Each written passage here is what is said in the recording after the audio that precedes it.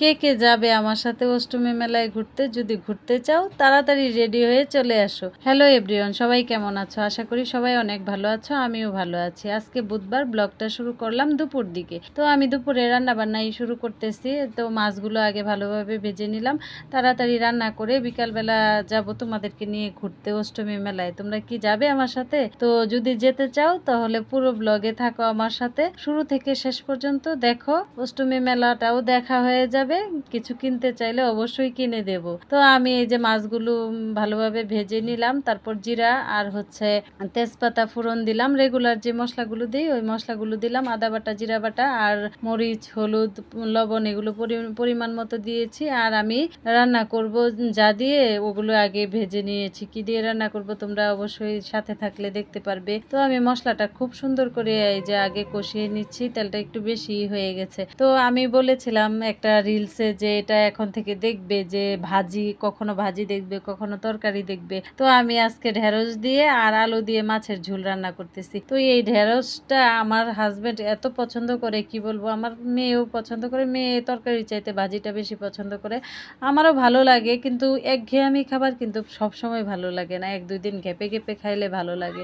কিন্তু আমাদের এই সিজনে দেখবে ঢেঁড়সই আমি বেশি রান্না করতেছি। তো তরকারিটা খুব ভালোভাবে কষিয়ে এখন মাছগুলো দিয়ে দিলাম। মাছ আর ঝোল একসাথে জাল হয়ে যাবে, তরকারিটা খেতে অনেক ভালো লাগবে। আর সত্যিই কিন্তু খুব ভালো হয়েছিল তরকারিটা। অপর্ণার বাবাও খেয়ে অনেক ভালো বলছে। এমনিতে ভালো বলে না, ভালো হইলেও ভালো বলে না, আর খারাপ হইলে ওইটা আগে দিয়ে বলে দিবে। তো এই তরকারিটা সত্যি খুব ভালো লাগছিল। তো আমি তরকারিটা জাল হলে গরম মশলা দিয়ে তরকারিটা নামিয়ে নিলাম। রান্না বান্না আমার কমপ্লিট। এই যে মাছের ঝোল ঢেঁড়স দিয়ে আলু দিয়ে, আর এটা হচ্ছে পাঙ্গাস মাছ। তো পাঙ্গাস মাছ আমাদের ঘরে সবাই খায়। আর হচ্ছে পাতলা করে মুসুরির ডাল, আর রান্না করেছি একটা হচ্ছে শুটকির তরকারি, কেসকি শুটকি দিয়ে 5 তরকারি দিয়ে একটা সুন্দর করে একটা শুকনা শুকনা একটা তরকারি রান্না করেছি। ও খুব ভালো লাগছিল এই তরকারিটাও। তিনটা আইটেমই খুব ভালো হয়েছিল। তো এটা হচ্ছে অনেক মানে রাত্রে 8:30টার মতো বাজে। আমি কিন্তু এই যে অষ্টমী মেলায় চলে আসছি।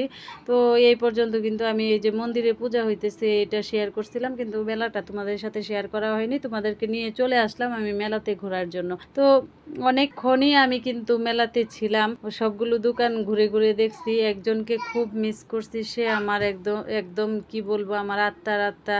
আর কি বলবো, খুব খারাপ লাগে তার কথা মনে হইলে, কিন্তু মানতে তো হবেই। সবাই সবার শ্বশুর বাড়িতে হাজবেন্ডকে নিয়ে থাকবে, এটাই হচ্ছে স্বাভাবিক। কিন্তু বেশিরভাগ সময়ই কিন্তু এই যে এই বিশেষ বিশেষ দিনগুলোতে তাকে আমি খুব কাছে পাই। আর সে সাথে থাকলে আমি মনে হয় একটা সুই কিনলেও অনেক ভরসা পাই, এরকম আমার কাছে মনে হয়। এই যে এতটা মেলা আমি ঘুরলাম, আমি কিন্তু কিছুই কিনতে চাইছিলাম না। তারপরে কি হবে, মেয়েটার দিকে তাকিয়ে আমি তো 100-150 টাকার মতো আর কি টিপ কিনেছি। তো আমারও ব্যবহার করার টিপ নাই। তারপরে মেয়েও যেহেতু পছন্দ করছে, তো মেয়েকে 1 পাতা টিপ কিনে দিলাম আর আমার জন্য 2-3 পাতা টিপ কিনলাম। আমি এই টিপটাও জানো বন্ধুরা তোমাদের সাথে শেয়ার করতেছি, আমি এই টিপটাও কিন্তু আমি ওই আমার আত্মাকে ছাড়া কিনি না। তো আমার আত্মা যদি দেখে আমার ব্লগটা অবশ্যই বুঝতে পারবে আমি কার কথা বলতেছি।